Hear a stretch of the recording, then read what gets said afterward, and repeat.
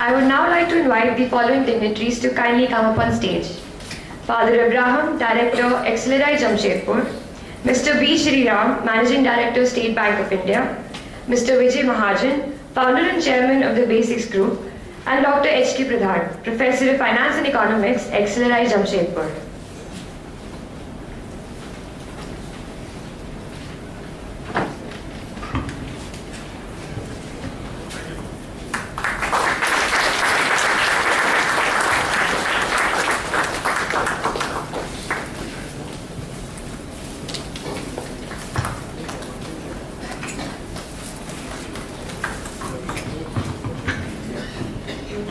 We shall now inaugurate the event on an auspicious note with the lighting of the lamp.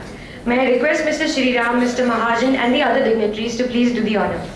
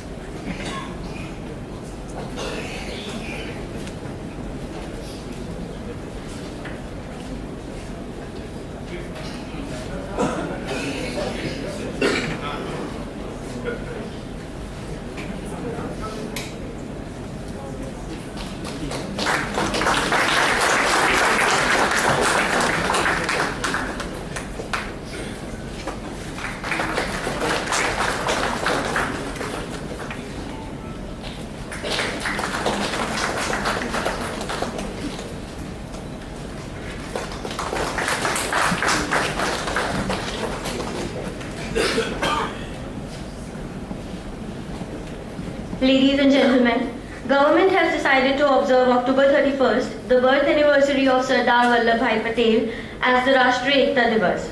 As a mark of tribute to this day, let us remember Sardar Patel by making a pledge. I invite Professor Pranavesh Ray, the Dean of Academics, to read out the Rashtriya Ekta Divas pledge.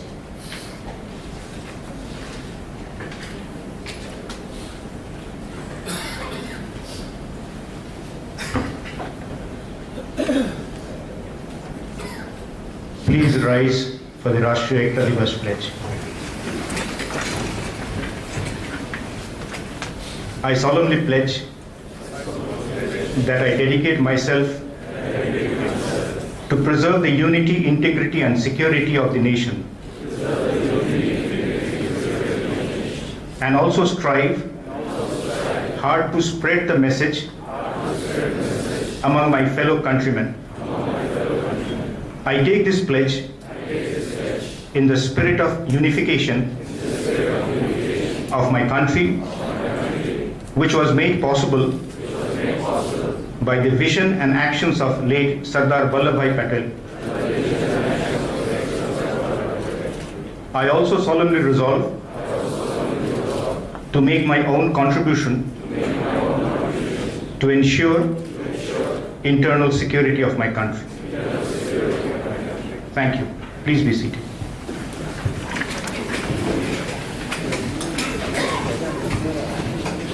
I would now like to call upon Dr. H.K. Pradhan, Professor of Finance. We now have a bhajan song. Morning,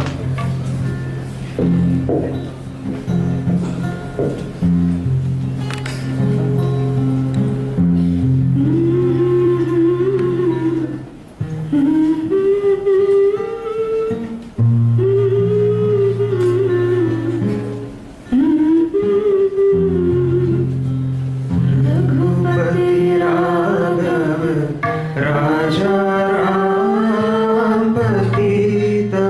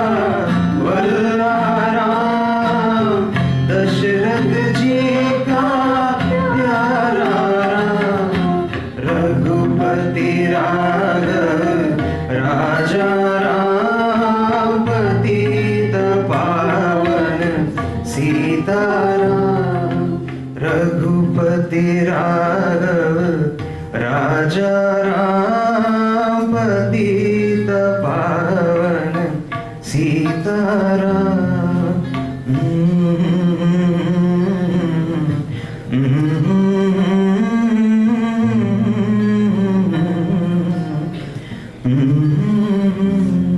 Thank you. I would now like to call upon Dr. H.K. Pradhan, Professor of Finance and Economics, to give his welcome address.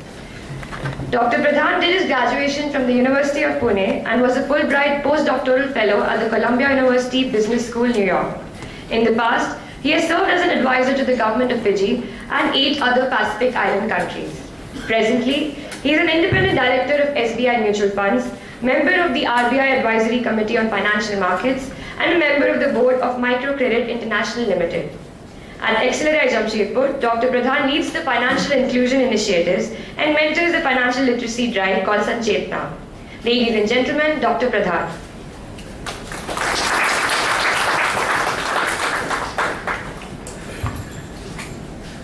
Good morning. Father Abraham, Director XLRI, Sri B. Sriram, Managing Director, State Bank of India, Sri Vijay Mahajan, the founder and chairman, the Basics Group, Padma Sri Aloysius Fernandez, Sri Y.C. Nanda, former chairman of NABARD, Professor John Reyes, the eminent economist, my several friends, distinguished speakers, panelists and researchers, faculty and students of XLRI, the media and members of the press. I was for a moment speechless when the music was ending. I think I am the happiest person here today that I could get all of you to this conference. And I'm sure many of you have taken several pains to reach here, Jamshedpur, after a long travel. And I must extend a very warm welcome to XLRI, to this conference, the 3rd International Conference on Financial Inclusion, and also to this International Center of XLRI. I think this is one of the best infrastructure that Father Director and his colleagues have built in XLRI, and this is where we're holding the conference. Thank you. I would basically brief a little bit about how we began this journey. In 2012, we began this conference. Our objective was to bring the stakeholders like practitioners, the faculty and researchers from business schools and universities, and the policy to one platform where we can debate on this very interesting upcoming as well as long challenged, the area that is financial inclusion. And I think with retrospect, I can say that we have been reasonably successful. And to bring all of you to this platform, considering the number of speakers that are here today, have supported us. And I think we have been really successful to a great extent to bring the research professors here, bringing their research to the conference. I must thank several of my friends who mentored us, Sri Nandaji, Bhaskaranji, Alokji, who have been very kind to support me in this work for almost last 3 years. I have received support from 3 organizations. That is the State Bank of India, the NABARD, and the Life Insurance Corporation of India, the 3 pillars of financial inclusion in India. I was honestly approached by several organizations, say if we could also sponsor your event. It would be a little arrogance for me to say that I did not accept, but I thought let me stick to what I have. And I'm thankful to the 3 organizations, the State Bank of India, NABARD and LIC, for supporting this financial inclusion initiatives. And I think in their own way, they have been the pillars of financial inclusion. I also run a financial literacy initiatives, very modest way, in collaboration with the State Bank of India called Sanchetna. I thank you for your support to run that initiative. We initiated several things this year. We introduced an award the NABARD XLRI Award for Innovations for Impact. We try to bring in the people who are working in different fields of innovations that have made a difference to the life of people at the bottom of the pyramid, at the grassroots level, by linking finance to livelihood. And this is something we introduced this year. We had a jury and we received a large number of nominations. It was very interesting to see that people have sent nominations from several parts of India. Maybe they were not aware what is an innovation, but they did send several of their initiatives, and quite large. I wish this award would have been known as initiatives rather than innovations. It could have run in 2 days.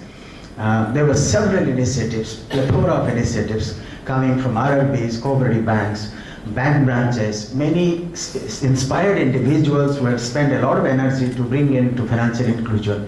But what we did is we selected few innovations which could be upscale, and we will be presenting these innovators tomorrow for receiving the XLRI NABARD Award. Unfortunately, there is no money. We are giving a citation. And I was told by many people that the money doesn't matter. What matters is your brand. And we are thankful to NABARD for putting their name along with XLRI to provide this award. And Mr. Hals Banwala was supposed to be here, but he accepted, he had apology. We had to travel overseas with short notice, so he could not make it to this event. I thank Sri Subrat Gupta ji, who is here, CGM NABARD, for the conference. I also thank LIC for supporting this event. This year we introduced a very interesting concept among business school. What we did is we asked the students to come out with ideas on financial literacy and consumer protection. And then it was a competition, and we spread out to almost all business schools in India. I think almost everyone sent a reply that they want to participate. We received 30 participations, and finally we could call 11. We were to call only 6, but there was so much of enthusiasm that the students, it's really heartening to know that the business school students are taking so much interest in financial inclusion. So this is what we are going to do tomorrow. We thank the Citibank to support this initiative, the Citi XLRI Financial Inclusion Challenge. And I also thank the Indian Econometric Society, which has a very distinguished member community on research doing in field studies, to collaborate with us on bringing the researchers to this conference. I am quite happy that there was some response. We have about 6 to 7 empirical papers presented in this conference. I thank Bhanumurthy, Professor, who is here, Secretary of the Indian Econometric Society. So ladies and gentlemen, I think I'm overwhelmingly happy that the conference slowly is responding, both all stakeholders in the financial sector, banking, insurance, microfinance as well, including the researchers from many business schools. We will definitely work to get more funding for this activity in future, so that we could fund some research scholars coming in, as many as possible. We thank the 2 professors from France and US, Angela and Arvind, for their visit to present papers in this conference. Ladies and gentlemen, I'm delighted to introduce 2 distinguished persons for this inaugural event. We have Sri B. Sriram, the Managing Director of State Bank of India. I thank you, sir, for accepting our invitation to come for the event. Mr. Sriram came last evening by a flight from Bombay to the midnight train from Kolkata. He arrived this morning. And it was such a challenging, he had to just leave immediately after the conference back to Bombay. Thank you, sir, for accepting in the midst of so many of your works. Mr. Sriram is the Group Executive, National Banking of State Bank of India. To my international participants, I would say that SBI is known as banker to every Indian. And here is a bank of 15,000 branches, 2,24,000 employees, 1.4 lakh crores deposits. I think the data can be slightly dated. It could be more after Jan Dhan, because the deposits have increased. And Mr. Sriram is a postgraduate in physics from St. Stephen College, Delhi.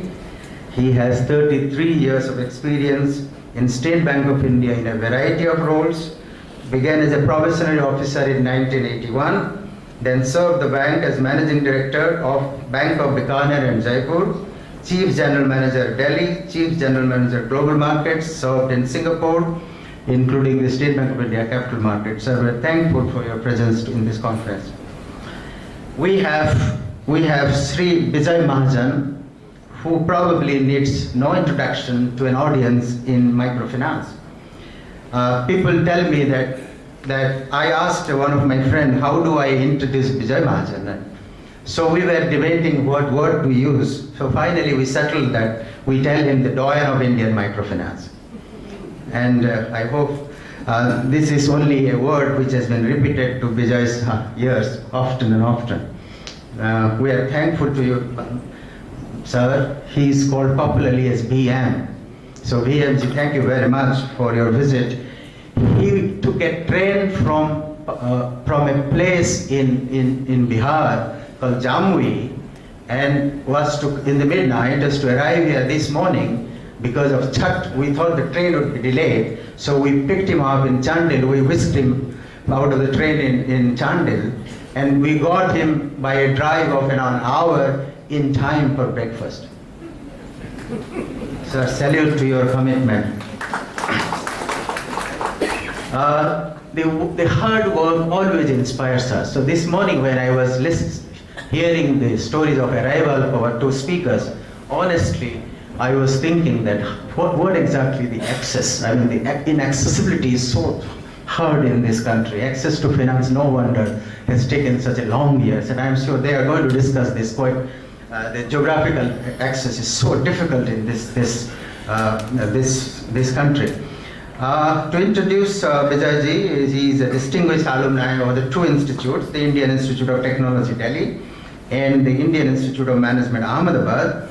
He was a mid-career fellow at the Woodrow Wilson School of Public International Affairs at Princeton University, US, and he co-founded Professional Assistant for Development Actions, what you know as Pradhan, in 1983, Sadhan in 1998, Andhra Pradesh Mahila Abhivrudhi Society, APMAS, whose CEO, Mr. Reddy, is also here today. Thank you, Mr. Reddy. And the Microfinance Institution Network, which is MFIN, is a self-regulatory organization today in India to regulate the microfinance institutions. In 2009, Bijay Saab is an institutional builder in development sector. He has touched almost every institution that has been built in the microfinance. He was a member of the Committee on Financial Sector Reforms by Raghuram Rajan, member of the Financial Inclusion Committee of C. Rangarajan, member of the Board of Insurance and Regulatory Authority of India, IRDA, the member of Microfinance Development Equity Fund, and he chairs the consultative group to assist the poor. Sir, I am deeply indebted, thankful, obliged to your visit to XLRI. To you, Mr. Sriram and Mr. Bijay Mahajan, we are thankful for your gracious presence. I think with this, let me stop, but I would fail in my duty if I don't thank the Director, Father Abraham, who has supported my financial hour initiatives here. The other day I just said, Father, I have not met you for a long, I didn't tell you what I am doing. He says, I have given you freedom, whatever you would like, you do. Thank you, Father, for that. Father George Sebastian, Dean Administration, Father James, Professor Pranavesh Ray, our Dean, and our doctoral students have been working very hard to make this conference a success. Kishore, Praveen, Malcolm, Sunil, Pankaj, Rajiv, half of them work in microfinance. I hope they will come out with good work. I worked very hard for the conference. Jyoti, Dibya, Itika, Manju, and everyone who supported me for the assistance of this conference. Ladies and gentlemen, we look forward to a very, very rewarding and enriching discussion for the next 2 days. We are here today. And I think with these few words, let me conclude. Thank you all once again. Thank you.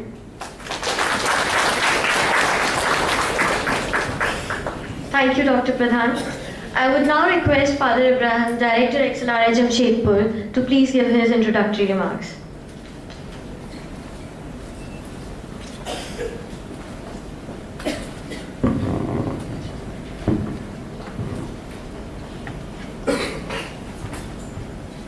Mr. B. Sriram, Managing Director, State Bank of India, Mr. Vijay Mahajan, Founder and Chairman of the Basic Group, Professor John Dreyes, Eminent Development Economist, Padma Shri Aloysius Fernandez, Shri Y.C. Nanda, former Chairman of NABARD, and all the distinguished speakers, researchers and delegates present here today, my faculty colleagues, members of the press and the media, and my dear students. I too join Professor Pradhan and the entire XLRI family to welcome you all to the third international workshop on inclusive finance, making finance and insurance markets work for the poor. We are indeed honored to have Mr. B. Sriram inaugurate the third international workshop on inclusive finance. We are also privileged to have Mr. Vijay Mahajan delivering the keynote address, who has been a leader in the Indian development sector, including steering the Indian microfinance sector over 2 decades. Since its launch 3 years ago, we are happy to note that XLRI's Inclusive Finance event has emerged as a platform to generate ideas and solutions on financial inclusion involving all stakeholders drawn from finance, insurance, and banking sectors. We are indeed proud to be part of this network of a very active practitioners, policymakers, and researchers. I am particularly grateful to our distinguished guests, Mr. B. Sriram, Managing Director, State Bank of India, Mr. Vijay Mahajan, to be present here and be part of this important event of the Institute. Ladies and gentlemen, today our nation stands at the cusp of history on many levels. A few months ago, the world's largest democracy elected a new government with an absolute majority, with a clear mandate to complete the reforms agenda, and financial inclusion goal is an important part of this process. In the past few months, we have all been seeing the high degree of optimism and hope expressed not only across the financial markets, there has been seen a bull run on the stock market, expecting an upswing in the economy, but also the hope that the inclusive growth agenda is furthered, particularly with the PM Jan Dhan Yojana that promises universal access to financial services. I am sure you will have an opportunity to dwell upon the unfolding institutional innovations in the financial sector, serving the bottom of the pyramid, including small and local area banks. However, despite the exuberance displayed by the financial markets following the new government coming to power, the Indian economy still remains fragile. The economy is still struggling to get back on its feet to the 2008 levels of growth. It's only growth that expands the opportunity and brings inclusion. Inclusion should be our top priority in the growth agenda. The human cost in terms of frustrated, underemployed, ill-educated, unhealthy, hungry people has been immense. This is a national shame.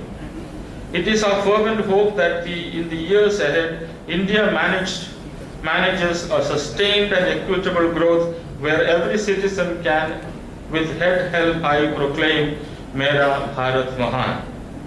It's against this sobering dream that we need to evaluate during this workshop as to how we can all contribute individually and jointly to the task of nation building of inclusive development. A few months ago, Christine Lagarde, Managing Director, International Monetary Fund, while giving the Professor Amartya Sen lecture on empowerment, echoed similar views while talking about empowerment of individuals and the many obstacles to empowerment. She highlighted how obstacles based on income disparities can limit empowerment. She argued that there is an intimate connection between the modern incarnation of inequality and these broader notions of opportunity. In many countries, the wealthy are taking home a greater share of the rewards today than at any time in the post-war era.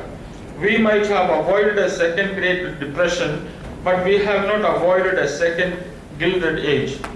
She argued that the policies to tame excessive income inequality are win-win. If carefully chosen and calibrated, they can spur empowerment and economic advancement.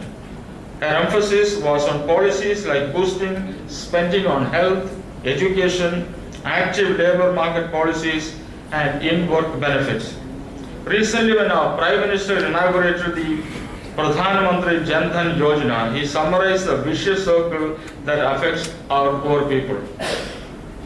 I quote, "As we move rapidly forward in this knowledge era with modern banking and financial system, it is untenable that a large majority of our population is deprived of basic banking facilities. I sometimes wonder whether we have made matters so complicated that the poor and the marginalized are those who are trapped in a perpetual cycle of exclusion and deprivation. We need to break that cycle, and the Jan Dhan Yojana is the first step in that direction. With a bank account, every household gains access to banking and credit facilities. This will enable them to come out of the grip of moneylenders, manage to keep away from financial crisis caused by emergent needs, and most importantly, benefit from a range of financial products. I am reminded of the acceptance speech by Nobel laureate Muhammad Yunus when he got the US Congressional Medal, when he said, "People are poor not because something is wrong with them. Poverty is not created by poor people. Poverty is created by the system we have built. Here is a place where this system is built. We have to look back where we went wrong. If we fix our system, nobody in the world will be a poor person." Each human being is packed with unlimited creative capacity. And I give the example of the bonsai tree. I say the seed of the tallest tree in the forest. Take the seed of the tallest tree in the forest, put the seed in the flower pot. It will grow into a cute little tree. We call it bonsai. Poor people are bonsai people. There is nothing wrong in their seed.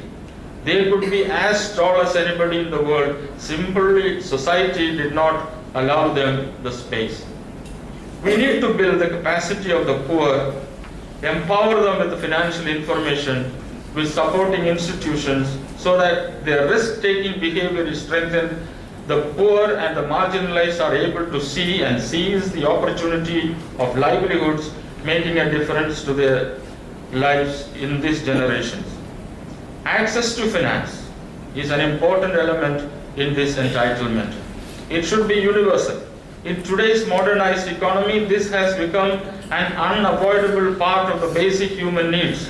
I presume access to finance should be like right to education or food security.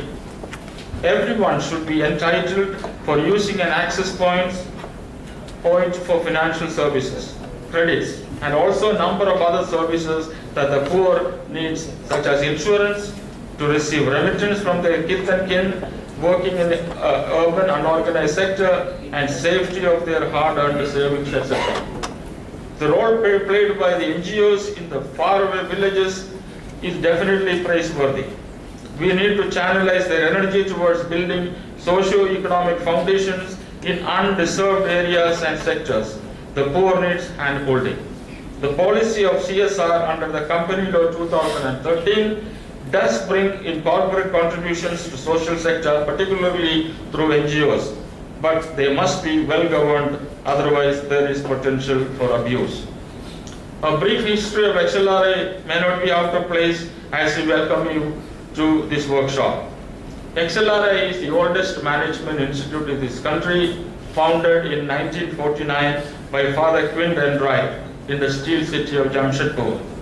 Father Enright visualized XLRA to be a partner in the liberation and development journey of India with the vision of renewing the face of the earth. Father Chong and Father McGrath joined hands with him to bring this vision to fruition. They, together with other Jesuit companions, dedicated and committed faculty and staff, worked tirelessly towards translating the vision, renewing the face of the earth, into action.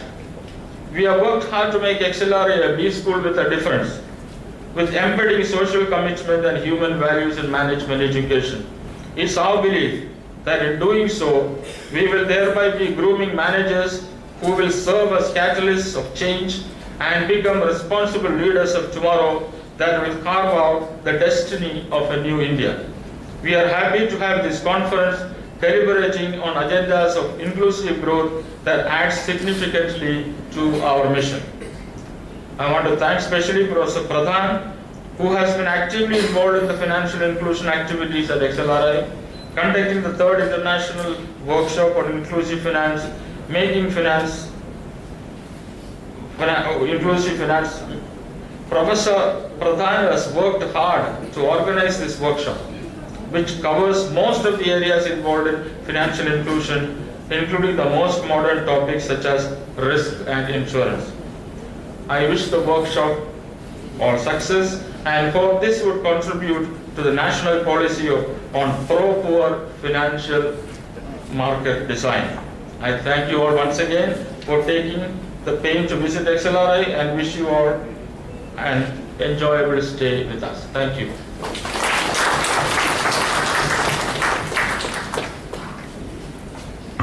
Thank you so much, Father. May I now request Mr. B. Shriram, Managing Director of State Bank of India, to deliver the inaugural address. Ladies and gentlemen, Mr. Shriram.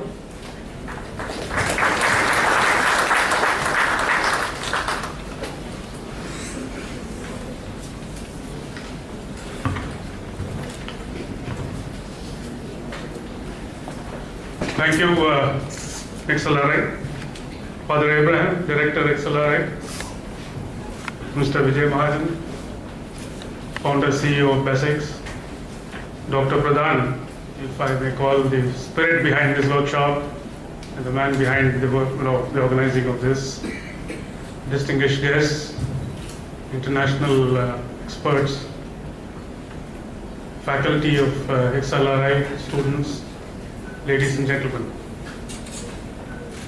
First of all, thank you very much for inviting me to this workshop.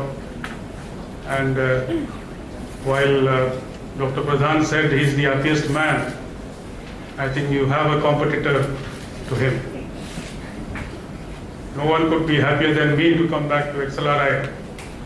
About three and a half decades ago, when I finished school, one of the things that probably was missed out in my biodata was that I got through XLRI those times. It was the toughest exam to get through, and I got through and didn't join. So I was one of those, what you call, almost made it alumni, to be part of all of you here. So what I missed, I don't know. But as they say, if you miss something, it's just that you will get it in your next life. So I guess I'll be here next in my next Najan to be part of you. But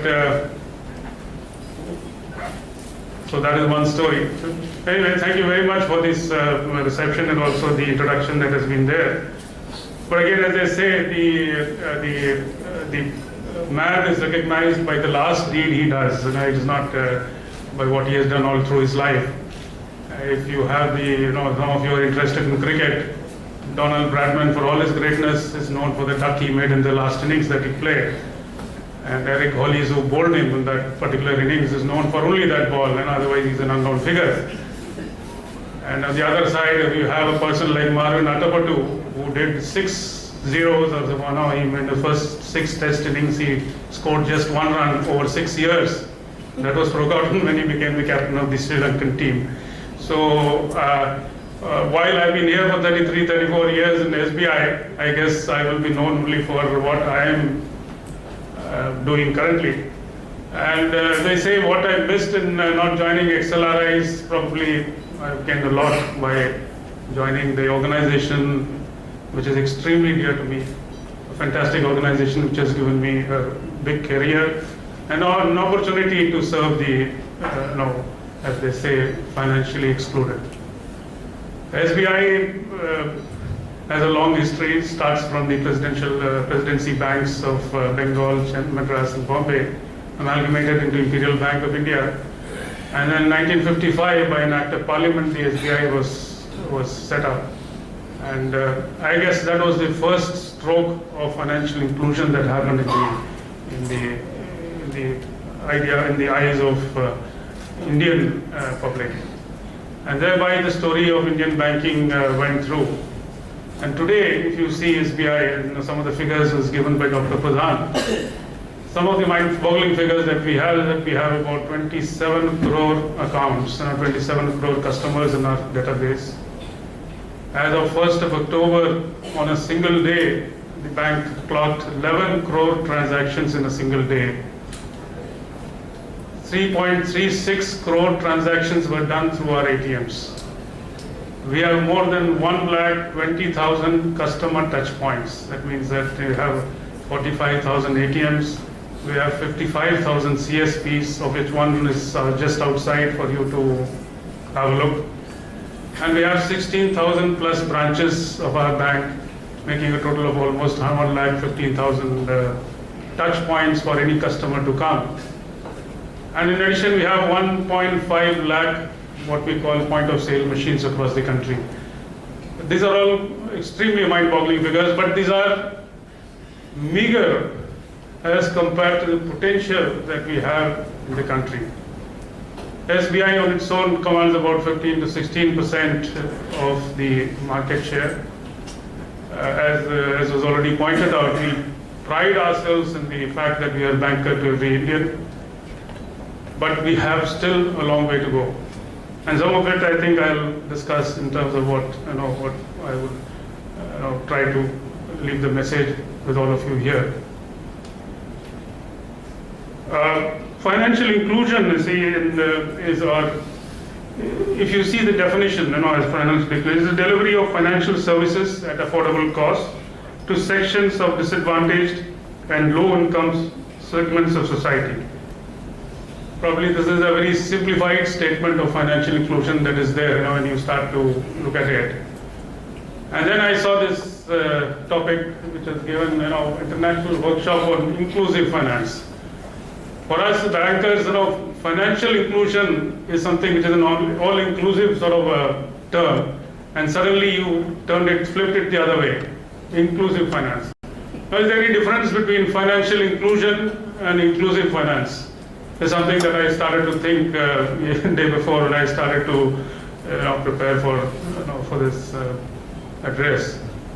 And that is when I found out that, when I started to ask, of course, you go first to the mother of all dictionaries, the Google, and they say, well, there's hardly any difference, it's all the same. Then I started asking people I know, people I've interacted with. So yes, it's an interchangeable sort of a term. Then I thought to myself, if Excel has done something to look at it in the area of inclusive finance, there must be some difference. And that is when it struck me. I guess there is two basic broad differences between the two. Financial inclusion, to me, and I hope that will create some discussion also in this forum, to me is a transaction or is a service or is a product. So it is very, very important for us as bankers that I drive opening of accounts in 7.5 crore households. I drive account opening in every single household in the country. I make sure that everybody gets a loan. I make sure that everybody gets an insurance product. So it's a transaction-based entity. It's related to service, related to product. But to my mind, the inclusive finance, on the other hand, is a relationship. The sum total, the mother of all these transaction services or products is a relationship. And the relationship is one that drives, when you say relationship, it's two-way. When you say it's a transaction or a product, it drives one way, either this way or that way. And that is where the big difference is between financial inclusion and inclusive finance. The other major difference that I thought in these two terms is that financial inclusion is a means to an end. And it doesn't restrict to individuals, it restricts to societies, to self-help groups, to governments, to the world at large. It's a means to create to an end. Whereas I guess inclusive finance is an end in itself. The parameters in which you judge various aspects of poverty or growth or whatever you may call it, that is the end, and that I would suggest is that's the basic difference. So I feel that this workshop that we have for 3 days should derive much more from the way we look at relationships rather than products, and we look at the end to which we have to drive ourselves rather than the means through which we will get to the ends. Of course, the means are important. It's not that they are in any way divergent from the end itself.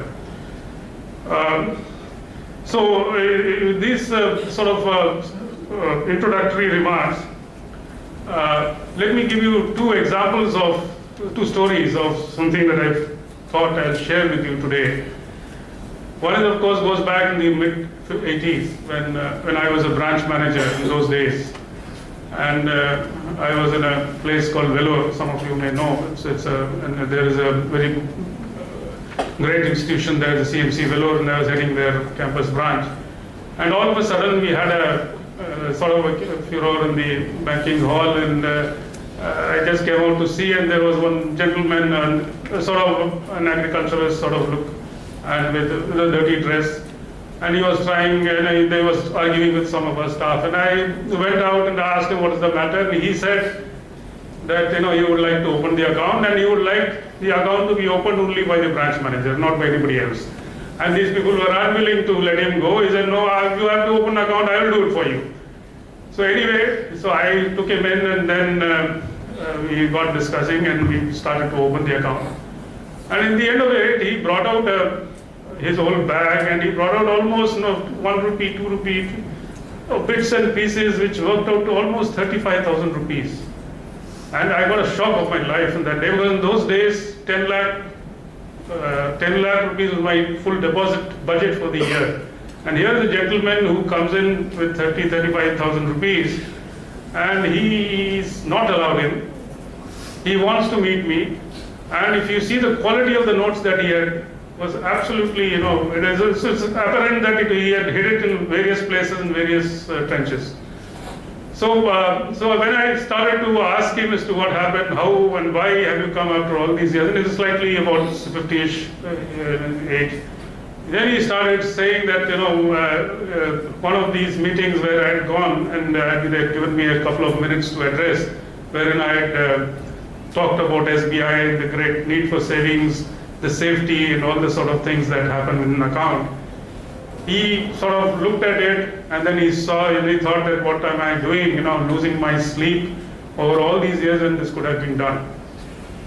And that is what made him think, and he said he went to at least 20-25 people before I came to the bank to find out what is this bank and what happened, and whether it is really safe, whether what this guy has said is correct.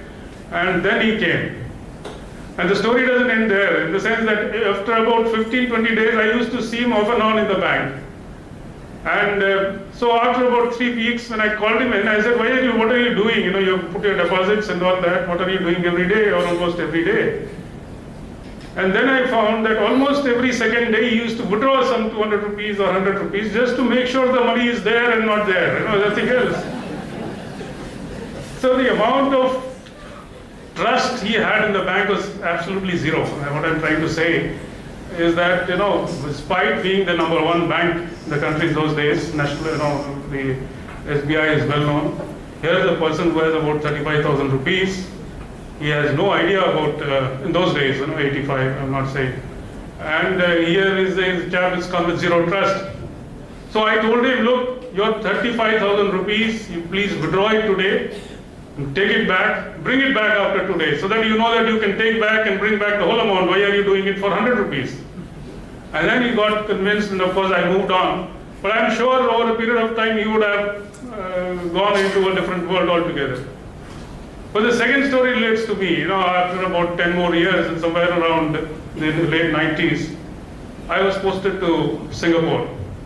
And that was my first real challenge in the developed world. Singapore was quite developed in those days as well. And there I went, there I was financially excluded person, because our salaries in those days in SBI branches in Singapore were not so great. So we were not entitled for credit cards, and with a lot of difficulty we could open an account. And thereby with the local bank. And of course, we didn't have a retail bank in SBI in Singapore in those days, so we were an offshore bank. And there you have these ATM machines which are recyclers, which both dispense cash as well as take deposits.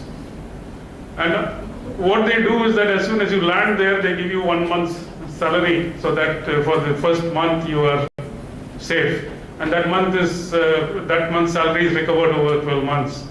So when you get that, you got it in cash, and then I had to open the account with a lot of difficulty. One of my colleagues took me to this recycler, and that was my first experience in putting cash into a machine. It was a big thing, because $2,000 I had in my pocket. This guy said, you take a cover, put it in the cover, lick it up, paste it, and put it inside the machine. The machine just gobbles it up. And in those days, here in India, when you deposit cash, the cash credit reflects immediately. But there in Singapore, it used to take 3 days from the machine to the thing. And unfortunately, there were one or two system issues and all. It didn't do credit, and there was a weekend in between. So it took almost 6-7 days. Believe me, 6-7 days I couldn't sleep. What happened to the cash? Whether that will be counted correctly, and all. It was the first experience again as a layman to the world of technology. So it is easy, it is easy to take money from the machine, but it's very difficult to put cash into the machine. And that issue, it brings back to the time when you had this gentleman who came to my branch. Same issue with a chap who's probably a banker, an experienced banker. I had almost 13-15 years of service, and yet I couldn't have that courage, that confidence, that thing to be happy, sleep, and be sure that it will all be done. So here there is a difference in the sense that there it was a difference that an organization, a person, an agent of the person needs to give trust. Here you have a thing that the product, technology, needs to be trusting. That needs to be, running faster, organizing and doing things much faster, and so on and so forth. And the same drama is being enacted today in India, where we are going on a massive expansion with what we call cash deposit machines and recyclers today. So far, we have not taken up cash deposits. And here again, we are having the issue that while the ATM hits are tremendous, and I gave you figures of 3.36 crore transactions in a day, the cash deposit machines are not taking up in the same way, and it's a matter of time. It's not that it is going to help, but then the trust, the belief that this machine that I have kept is as good as SBI in trust, in brand equity, in value, is something that will help massively in terms of financial inclusion. So these are some of the things that I thought I'll share with some examples from my own life.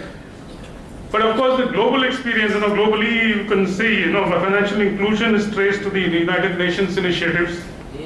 They broadly define the main goals as access to a range of financial services, including credit, savings, insurance, remittance, and other banking payment services to all bankable households and enterprises at a reasonable cost. The report of the Center for Global Development Task Force on Access to Financial Services has laid down the broad policy principles for expanding financial access, including institutional mechanisms with particular emphasis on the need for ensuring data collection, monitoring, and evaluation. Even the G20 Toronto Summit in June 2010 outlined the principles of innovative financial inclusion. Now there is a problem with the word innovative, which I'll probably take later, which serves as a guide for policy and regulatory approaches aimed at fostering safe and sound adoption of innovative, adequate, low-cost financial delivery models, helping provide conditions for fair competition and a framework of incentives for the various bank, insurance, and non-bank actors involved in the delivery of a full range of affordable and quality financial services.